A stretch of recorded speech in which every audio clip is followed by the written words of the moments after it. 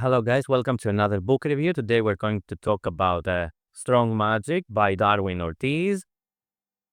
For many, this is one of the greatest theory books on magic, not only card magic, but magic in general. However, I think it's a little bit, a lot of examples in here involve cards. I think this is due to the fact that Darwin Ortiz is mainly um, a card magician. However, it is a theory book that covers every aspect of card magic. And it's also the advice that the book gives is very, very practical, even though it is a theory book. So before we start, let's get some things out of the way. This is a hardcover book. It's 375 pages long. And we are going to talk about some things now. One of my favorite things in the book, it's on the very beginning, on the very first chapter, rather, and it is the intellectual versus emotional belief. Because the book needs to open up with some theory, which doesn't really have a practical application, but you need to understand why later on within the book, all the practical things that are going to be mentioned actually work. So, emotional versus intellectual belief. The best way to describe this is by quoting something from the book, which is basically, I don't believe in ghosts, but I'm afraid of them.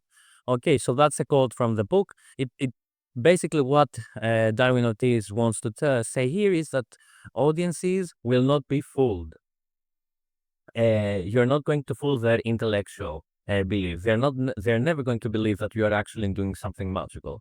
What you are actually trying to accomplish with your magic is to invoke their emotional belief. So if they feel that something is magical, then the effect is going to be great. So that's what I'm saying. You might not believe in ghosts, and you might go in a building which is abandoned in the dark and feel scared.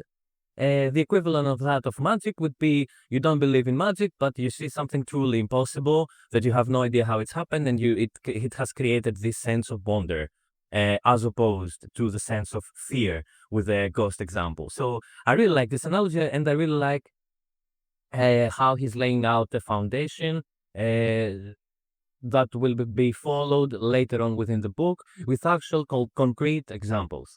Now, the next chapter is regarding the magical trick, the effect, what the audience are supposed to be seeing, and basically it's about clarity. Clarity is so important within the effect because if you're confused as to what is happening, you're not going to understand what is the effect. And also, one more thing is that when you do magic tricks, you want to ease the audience burden. What that means, for example, let's say we take a random card, remember the card, and I'm going to put it in the middle of the deck. That was very, very brief. Okay, I didn't allow time for you to remember the card. It would be much, much better if I say, okay, so this is the card. Okay, remember it. You got it? And I'm going to put it into the deck. So that increases clarity. That's one of my examples. There are many on how to deal cards, where to emphasize on the table, so people know where to look at, know what to expect. And for example, if you make an ace assembly, you're not going to have your 3 pockets like that. You want to have nice and neat with distances, so everybody can follow where each card is. A lot of stuff on clarity and how important it is. And not only the visual clarity, but also the mental clarity, explaining what the effect is and make it simple for the spectator, and make easy for the spectator, not only what to see, but also what they have to remember, what they have to think, and so on. So a big chapter on that one. And if you make your magic more digestible, then the effect gets stronger. Those two go hand in hand. Let's see something else. I'm using here the index to help me remember, because I'd love to get things, take them in order. So after clarity, we have Yeah, let's see. Conviction. Conviction is awesome. Um, I'll give you an example from the book. Let's say I have a coin. I take it in my head and I wait a bit. I wait. I explain things and stuff like that. Um, and I have created some distance from the time that I put the hand in the coin in the hand. Okay, this is temporal distance. Well, what I mean by that, I mean, minutes, seconds passing by. And now, you see, I have talked for some time, and I know I'm not saying anything important, but the coin has vanished. If I have done that, simply put the coin in the head, watch, and open it up and it's vanished, then your memory of me putting the coin in the hand is much more recent. So it's much easier to backtrack what has happened and assume probably that the hand was never put in the coin. So conviction, as described in the book, is the fact that I actually allow the spectators to believe that I have the coin in my hand. And that takes some time. You will get a much better explanation than the one I'm giving. However, I'm going to tell you to do this. Try to make something vanish. Okay. And give it some time and then reveal that it has vanished. This will get much greater reaction than if you simply put it and it's vanished. If you leave some time between the two actions, the placing in the head action and the vanish action, then you will get a much bigger reaction. Just you need to distance these two within a time within a time period. Now, what else? We have a lot of beautiful stuff about the audience, about the act, and about the character. Those are three very big chapters with a lot of stuff, how to create your character, and so on. Towards the end, there is regarding attention control, immediacy, assistance, hecklers, and dealing with the unexpected. And also, it goes on to analyze at some point why some magicians they are fooled, even though they have understood 95% of a trick that they have watched. So basically, magicians, if they are fooled by 5%, they think that they haven't figured out the trick. The exact opposite, though, happens with the audiences. If they only know 2%, they think that they have figured it all out. And he goes on to say, Darwin Ortiz goes on to say that it's not that the audiences are stupid. It's basically when someone makes an extraordinary claim that, you know what, the lights open by themselves.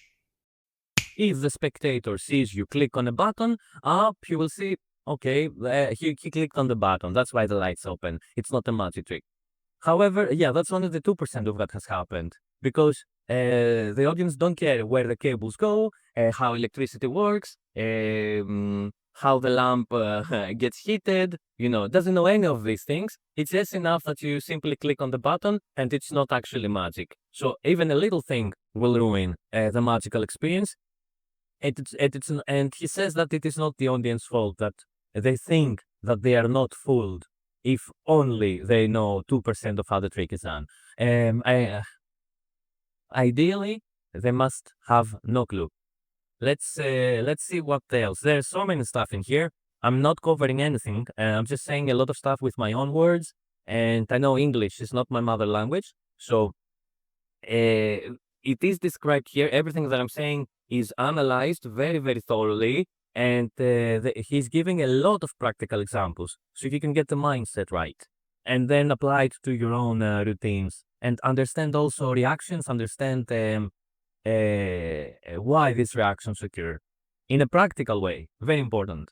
Let's see. He's talking about meaning regarding the magic tricks. He talks about the setting. Okay, regarding these parts, I want to say something. That the way you present the trick, we strengthen the trick before you even start. If, for example, someone introduces you as the best magician in the world, automatically you start going to perform, and your performance is +2 just because of that introduction, because someone else is talking about you and you're not talking about yourself. Now, of course, when you're performing and you are the one initiating that action, it's a very nice idea because it's not good always to talk about yourself. It's very risky, actually. Very few people can do it well. But it tells you, for example, let's say, imagine this. I want to do a trick for you, which won a competition. I actually have won a competition 2 years ago. Would you like to see that trick? That automatically gives a very nice setting behind what they're going to see, and intrigues, curiosity. Or you might say, for example, this is a trick that the world champion has done, and after years I have learned it and I would like to show it to you. Or maybe you can say, um, you know what magicians do when we meet together? We use this trick to fool each other. So there are a lot of interesting ways to introduce something and to make people invested before you even start, which will make your job much easier during the trick, and it also gives this trick great credibility. Instead of being, just a random person who just learned a trick on YouTube and would go simply to perform it, which actually nobody cares. Have you ever noticed that there are a lot of people that if you ask them if they want to see a magic trick, they will say no. And I don't blame them at all, because you know what they expect. They expect something silly. So a proper setting, introduction, and a proper way of approaching, of creating this prestige, let's say, is really, really important. I think we should stop here. There's so many things, okay, that we could talk about, and it's a little difficult for me to simply, give a lecture with nobody interrupting me and asking. So I don't know where to go next. It's a very nice theory book, has a lot of stuff. So let's stop there, and I'm going to tell you one thing. This book, if it is one of the 4 theory books that I think you must have at least one of them. It's very important to study theory, and it will help you make the tricks much better, get greater audience reactions, and actually leave the trick behind and start doing magic. So, recommended for everybody. There is no easy or hard. There are no tricks in there, so I'm not going to mention any difficulty level. It's really a study. You simply read, take notes, test, and read again. That's how you go about this book.